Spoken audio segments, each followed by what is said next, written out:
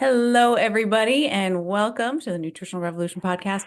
We are super excited to chat all things bike nutrition, Grand Prix with Anna Yamauchi, and her name is super fun to say too. Yamauchi. Yay. Thanks so much for joining us. Yeah, thanks for having me on. And we are excited. So, as our listeners know, they heard your bio intro already, so we will go straight into our two truths and a lie before we potentially reveal any of the truths or lies through the episode. So go ahead and break those down for us, Anna. Okay, sweet. This has been a hard one to come up with all of these, but two truths and a lie. Let's see. My first bike race ever was an enduro race. Okay. I've raced on the velodrome before, and I have one kidney. Oh. Oh. Oh.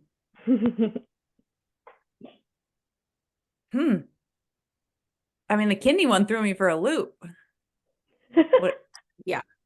I felt like the first two, I was like, probably true, kidney. Uh-oh. I mean, it's like bike adjacent, and then the other one's just fully out there. So, yes. Yeah. Okay. Have one kidney because we usually have two, and you can donate one, or there could be an issue. I feel like, it's a possibility, no doubt.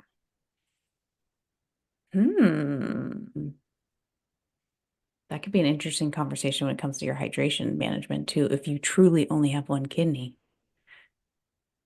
Oh, man. I feel like that's the lie. Okay. But it's so out there that it might be true. I don't know. What do you think, Amanda? I'm gonna go with your first bike race just because I feel like the kidney is out there, but also that could be the trick.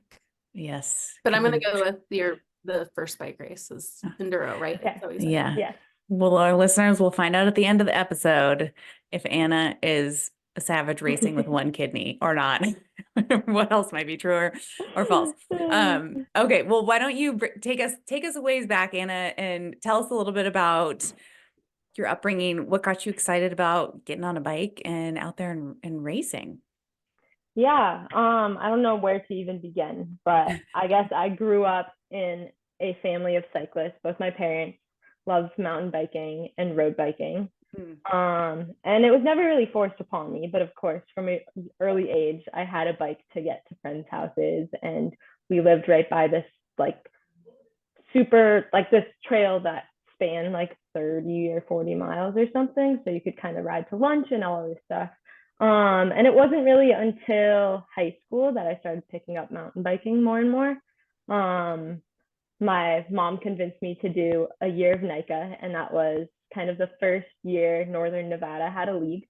I grew up in Truckee, California, and kind of did it my junior year. It didn't quite stick. I actually broke my femur my senior year of high school and found the bike again as like this little training tool while I was like getting back to being able to walk and then run. Wow. And then kind of put the bike away, went to college and was like, I just want a normal college experience. And of course, COVID hit. And at that point, I was like, okay, I need something to entertain myself. And yeah, that's when I really found the bike and was like, wow, this is pretty incredible. And it's pretty special to have all of these kind of touch points with the bike and to have come back to it so many times in like different ways. And I think that's kind of really just like set me up for this unique experience and relationship with like what I have right now and kind of my relationship to racing. So that's amazing. Yeah. And growing up in Truckee, were you doing any of the, like, I think of like North Star, were you doing any of those kind of trails and chairlift? I did every once in a while. It's hard because it's like the beauty of biking is you get to like just go out your back door and you don't have to like pay for the experience once you of course buy the super expensive bike. But I did grow up, ski racing was always my main sport. Ski racing, soccer, and then cross country running. And so I spent a lot of time skiing in the winter on all of those like downhill trails, but yeah, never really did that much downhill mountain biking. I wish I did more. Yeah, yeah. I've seen some of your videos. I don't know if they were posted on yours or I saw some on Christopher Blev's page. You guys are shredding the switchbacks and yeah, the berms and yeah. So yeah, that's what made me think about that. It's like I know there's a lot of that there, but so when did you enter your first, this might reveal one of our truths and lies. When did you enter your first bike race? Let's see. Well, like I feel like I've had a couple bouts of racing. Hmm. I'm gonna reveal two truths right now. Okay. Is this too early? Go for it. Go for it. It happens. So when I was like 6 or 7 years old, maybe, we were living in Chicago actually at the time. And there's a velodrome in Evanston. And Oh, so I did a little kids race on the velodrome. And that's the yeah. only time I've stepped foot in one, when I was Nice. like super duper young. That's awesome. And then my second bike race was an enduro race. Mm. And that was in high school, probably right before my like season of NICA. Okay. Okay. But then fast forward, like since this kind of like real bout of racing, Hmm. my first race was in the summer of 2021. Okay. Yeah. Nice. And that Yeah. was which race? That was the Tahoe 100 at North Oh, Star, nice. actually. Okay. Yeah. Wow. Yes, Awesome. I was signed up for the 50 and I go to register. And I'm like, can I actually upgrade to the 100? And the dude's like, are you sure you're the only one who does this? Everyone Oh. downgrades. And I'm like, uh-oh. Just feeling really fit that day. Yeah. Yeah. But I mean, I clearly had enough fun to keep going Yeah. with it. So Oh, that's awesome. yeah. So the first race was a good, well, the Tahoe 100 was a good experience, it sounds like. Yeah. That's great. And going to that experience, that was your first longest Yeah. race to date? What was your nutrition game plan going into that? Looking back at that, I think I probably consumed like 20 grams an hour or something. Wow. Yeah. I'm Yeah. sure, like, I mean, I had like a couple. I remember I had like a hydration pack, and Hmm. it was just like pretty much full when I finished. Oh So my gosh. Yeah. Isn't that incredible? yeah, like Yeah. even like last year or like the year before that in 2022, like looking back at my hydration and my fueling, then I was like, Mhm. wow, like I don't know how I survived. It is incredible, like what some athletes can get away with. Yeah, I was working with a triathlete, and like her fuel was literally like a few Mentos in a triathlon. Like in, triathletes are built different. yeah, it's so crazy. It's so And crazy. like it's so interesting how like running, I feel like, is also now catching on to like how much Hmm. fueling you really need to do. Because Oh like I yeah. used to run and I wouldn't want to carry water. Like that's a pain in Yeah. the butt. Yeah. Yeah. I'm like, You I'm can not gonna swear on this eat if I podcast too, don't I have. think. Okay. I don't know what regulations we need to have, uh, Okay. Amanda.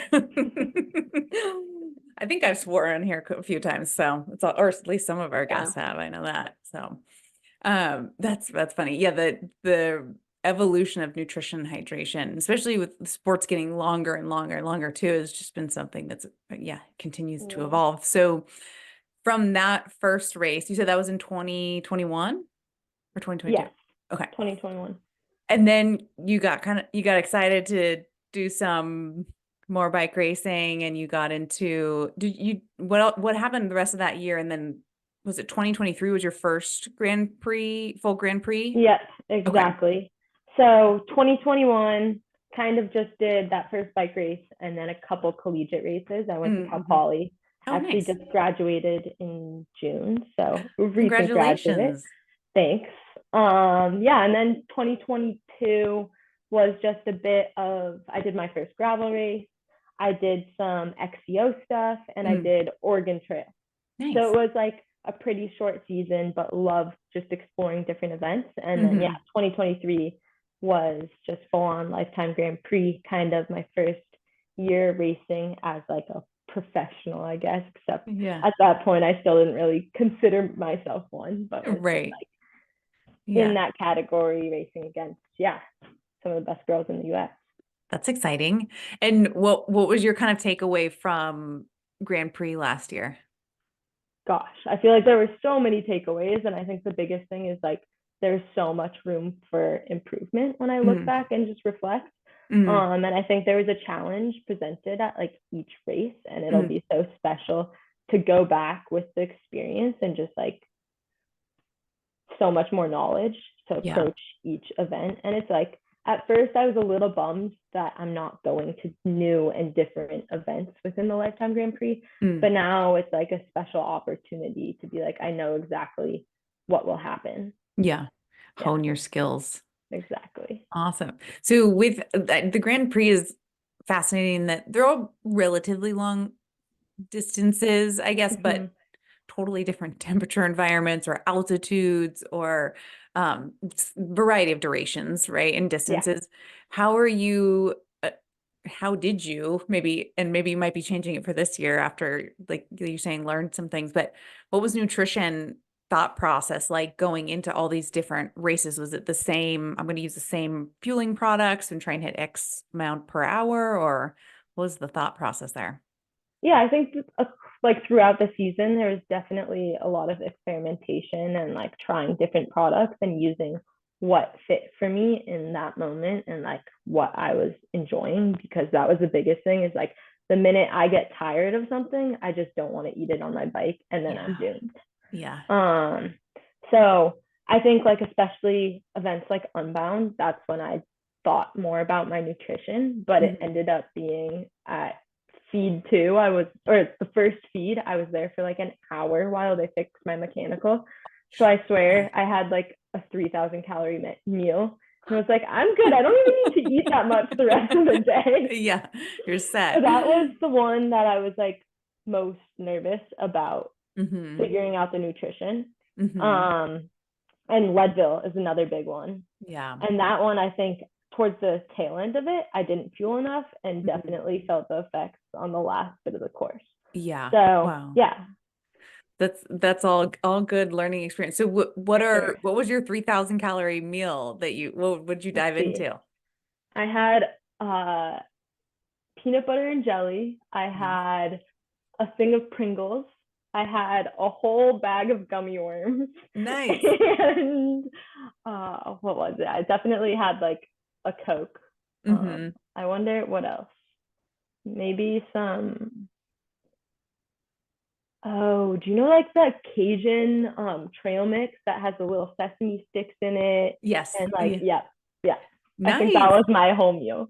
Yeah, that's awesome. I mean, it's good. Those are good kind of different Mhm. variety things to have on hand, like sweet and savory and different options to see what you're in the mood Yeah. for. So what did you, what's kind of like your nutrition that you carry on you when you're racing? Um, I really like Never Second gels and then the Mhm. Spring Energy gels. So those Mhm. have been my two kind of like go-to gels. Um, and I kind of started this year was the first year I actually was like, okay, gels are not that bad. I just have to find good ones I like, because before that I was like so anti Yeah. any sort of like high performance product basically. So I was doing that and then fluid in my water bottles. Hmm. Um, and then recently I've actually, at, I don't know why at first I absolutely hated it, but now I love super fuel.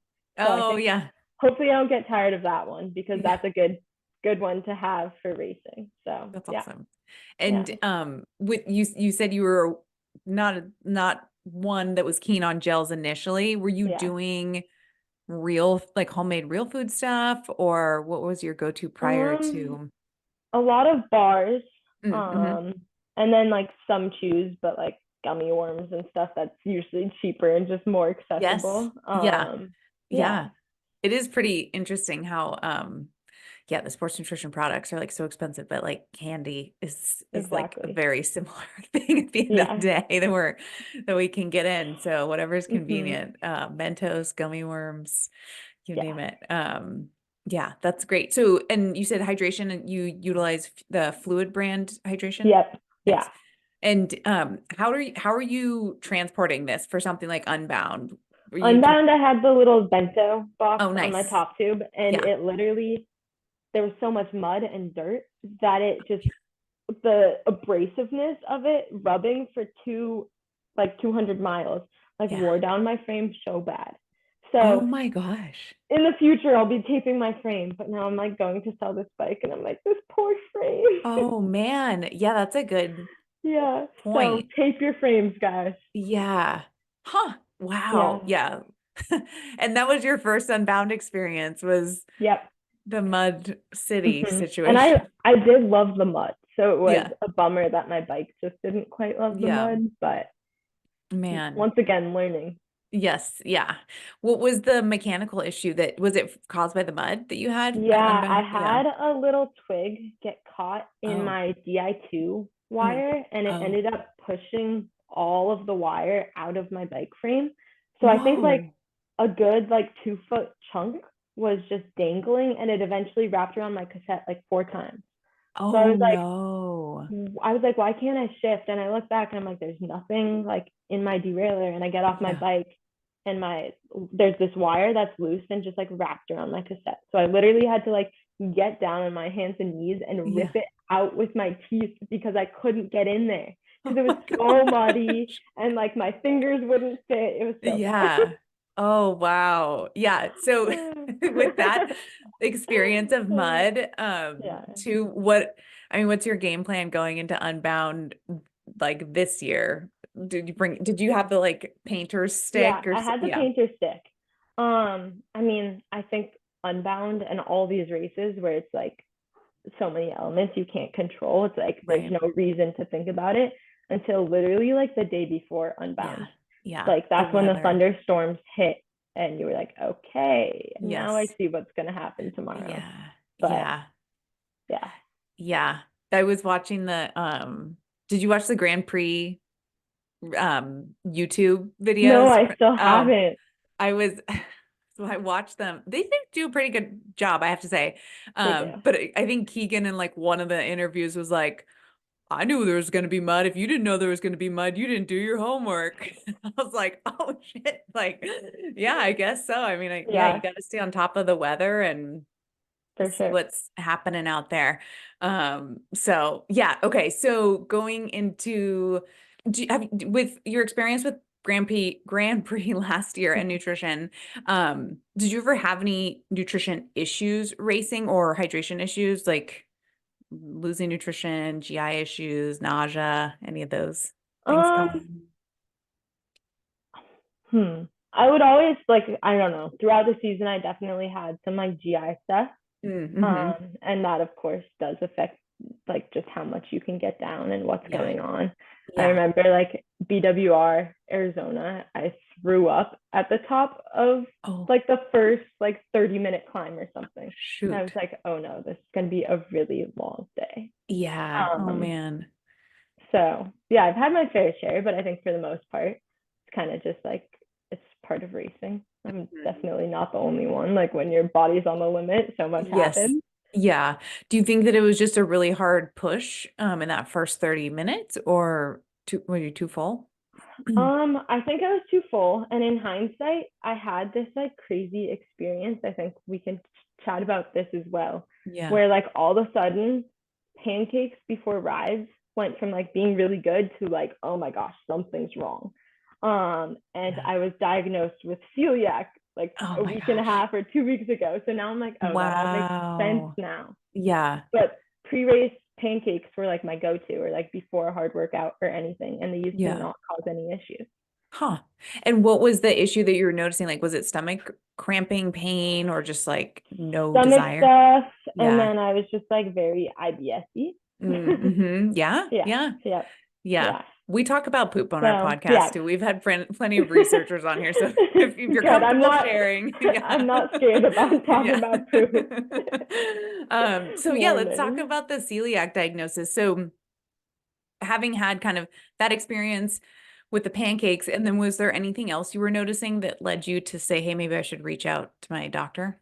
Yeah, my iron was I was just low energy after Leadville. Yeah. My iron was super low, and I was like, okay, this makes sense why I'm don't have any energy. Mm-hmm. I've been at altitude, so no wonder it's low. And kept supplementing all fall, and it kept dropping and dropping. It went up a little bit and then it would drop a ton.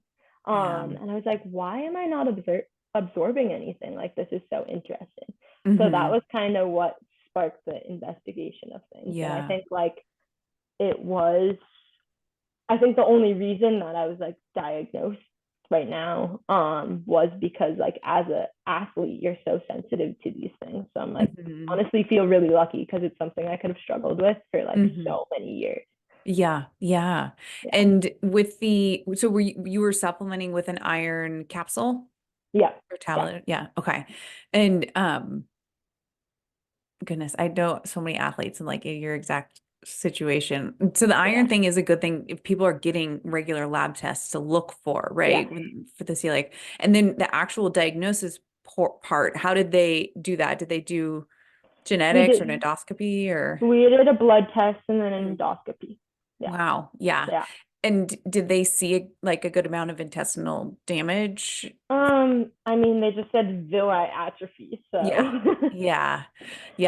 I mean, that comes back with time, which is good when you like, you know. I mean, it's pretty cool. Like it's been 2 weeks maybe, and I already like feel better. So it's pretty nice to like know that there is a solution and it's pretty easy. And I've been mourning my fresh sourdough bread, but I've already been like making good baked goods and figuring it all out. So yeah, I'll say Bob's Red Mill has a really good pancake mix. So it's like nice and fluffy. They do a good job. That's gluten-free. So if you need a good pancake mix, but yeah, it's a whole different game. And so now with your fueling nutrition and hydration products, are you like scanning all the labels for a I was eating Rice Krispie treats for like a week.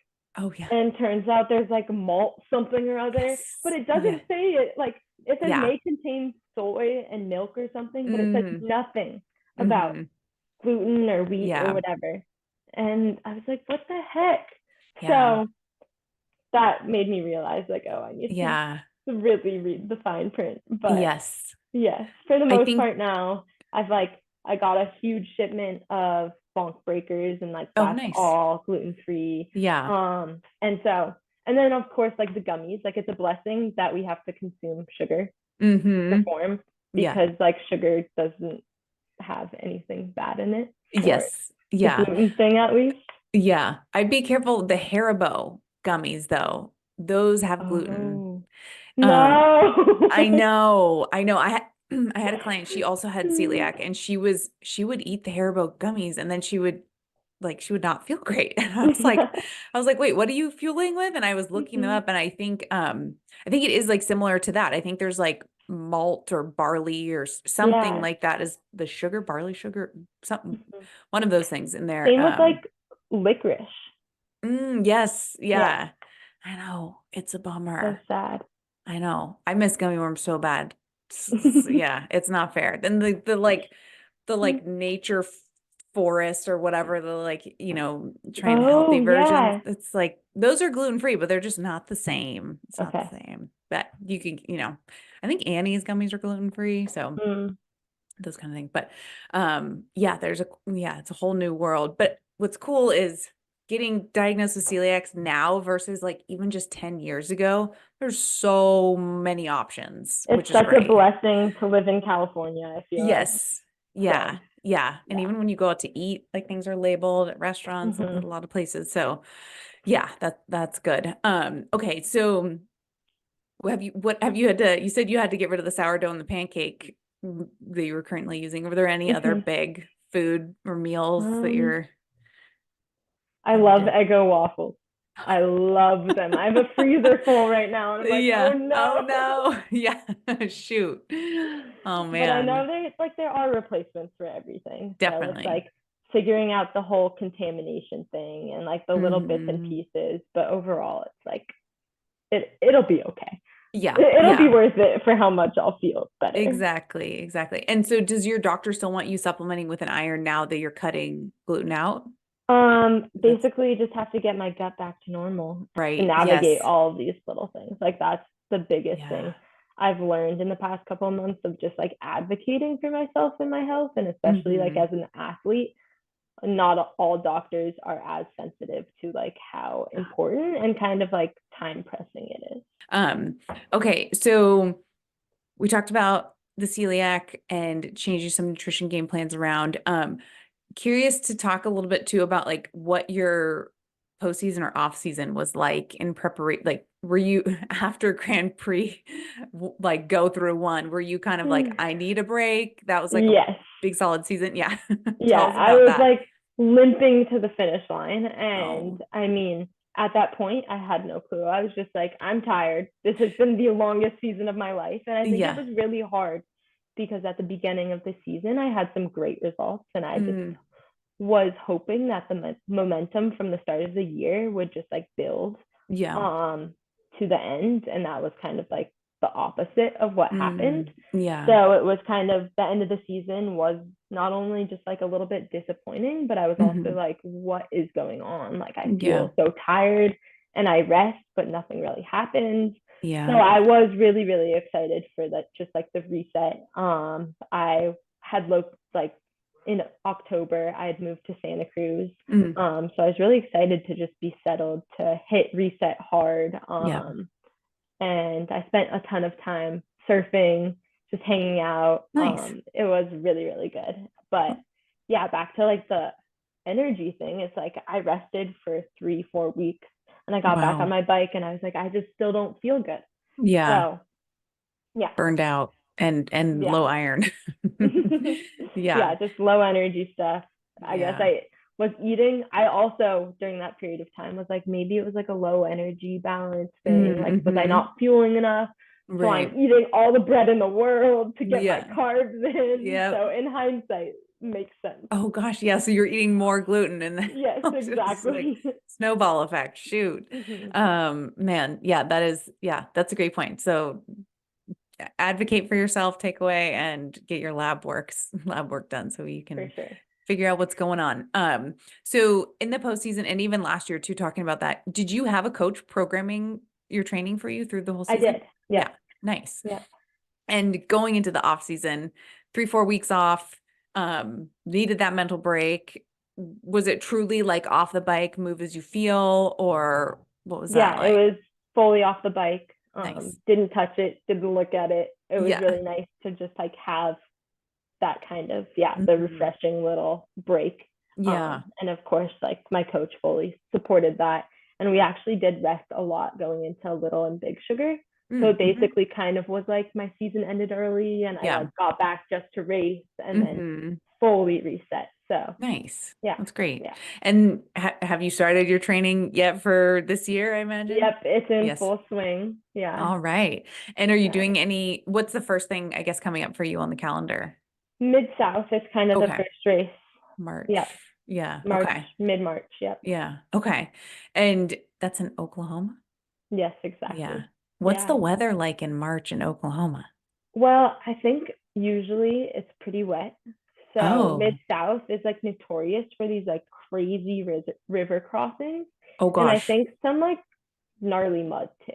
Oh so boy. It just depends. It's like it's the unbound thing. Like the course is drastically different in the dry versus the wet. Right. And once again, you just like figure it out probably a week before or something. Yeah. I have no clue what the course is looking like right now. Wow. Gosh. Yeah. That'll be interesting. And with your training, did you do any like altitude camps or training camps? Yeah, for Leadville, I did a huge block at altitude. Nice. I was up like in Durango. Wow. And you have so much access to high country, which was like so special. So I think like Leadville wasn't necessarily my favorite race from last year, but the prep for it was so much fun. Yeah. That's great. So special. Yeah. That's fun. And let's see. So going into this year, are you doing all the Grand Prix races? How does that work? Do you have to do all of them? Drop 2 of them. Okay, 2. Okay. Yeah.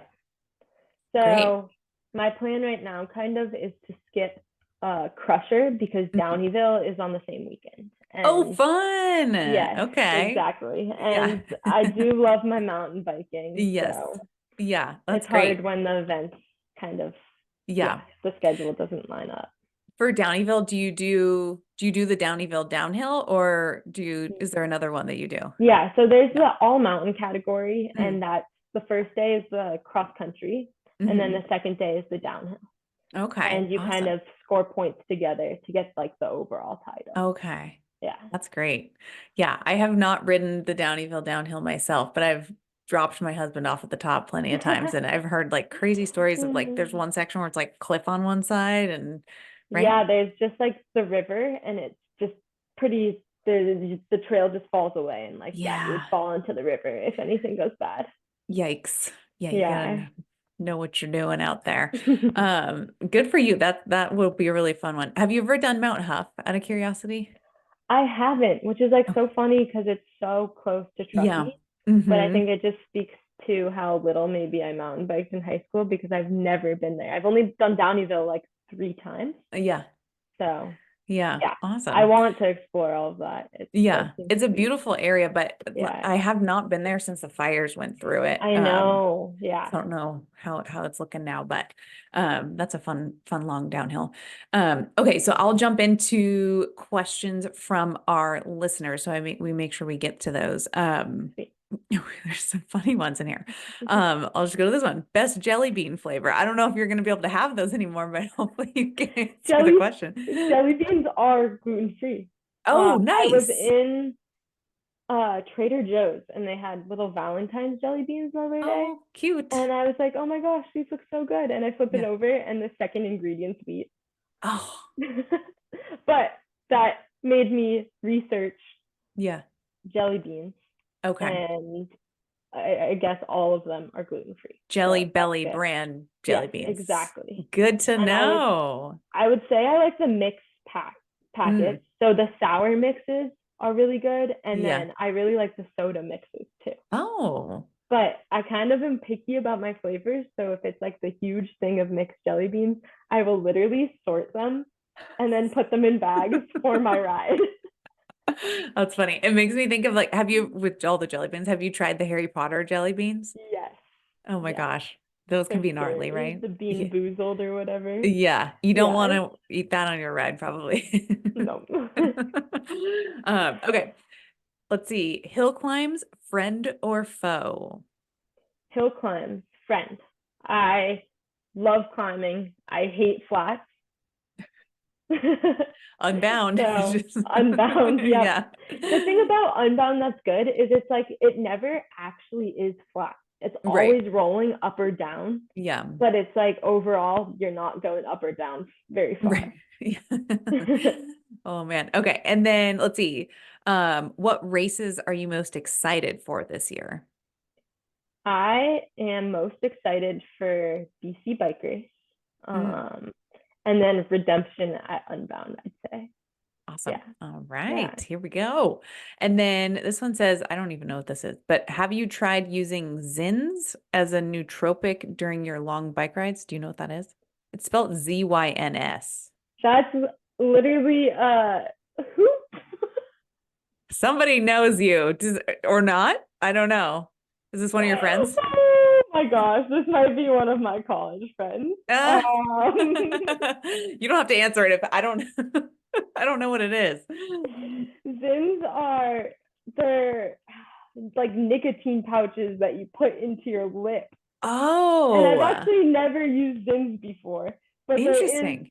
there isn't there something about it for Focus. exercise and focus Yeah. and as a Yeah. stimulant. Yeah. Yeah. So maybe Sometimes as a nutritionist, you can start I prescribing this. don't know if I'll be recommending Zins, but no nicotine. But yeah, I have heard that actually people will use that to focus at work and stuff. Yeah. Okay. Any tips for girls or women who are interested in getting into mountain biking and how to start and not be scared? Yeah, I think tips would be find a buddy. I think having someone to go through the process with you is like so important. And it keeps it fun versus like I definitely had my fair share of just like days where like you fall or you can't do something and I end up crying. No, yeah. Still, when I'm like a pretty capable mountain biker, like it still happens. And I think when you like surround yourself with people who you're like who will support you and who are going through the same thing, it like takes away that like feeling of just like, shit, why can't I do this? Yeah. Yeah, and just makes it a way like just lower stake atmosphere. So I think that's the biggest thing is like find a buddy, find community. Yeah. That's awesome. Get a buddy. That is the biking with friends makes it way more fun too. And it makes it go by way faster. The suck is less for sure. Okay. Was it daunting coming into the pro circuit last year, and how did you handle any pressure you felt? Yeah, I think it was for sure daunting, especially with like having a couple of good results at the beginning of the year. Then I showed up at Sea Otter at the first Lifetime Grand Prix race, and I kind of like almost in a way felt like I was expected to perform there like I was earlier that season. And definitely just like unnecessarily put that pressure on myself. And I think in hindsight, I just like don't do well with pressure at all. So going into this year, I'll definitely be approaching it in a different way where it's like on my own terms and like kind of tuning out the noise. So that's something I've been like working on and reflecting on. Nice. Yeah. And then this is not a question submitted, it's a question I'm going to ask you. What is going to be your go-to gluten-free, like either dinner before or carb loading foods that you're going to use now in prep for races? No more bread, so rice and potatoes. Rice and potatoes. Okay. Okay. Rice and potatoes. You'll find a good gluten-free like freezer waffle you like, I bet. You'll find something like I have some in my freezer, but I have yet to try them. So we'll see. Yeah. I think it's like the Udi's brand or something.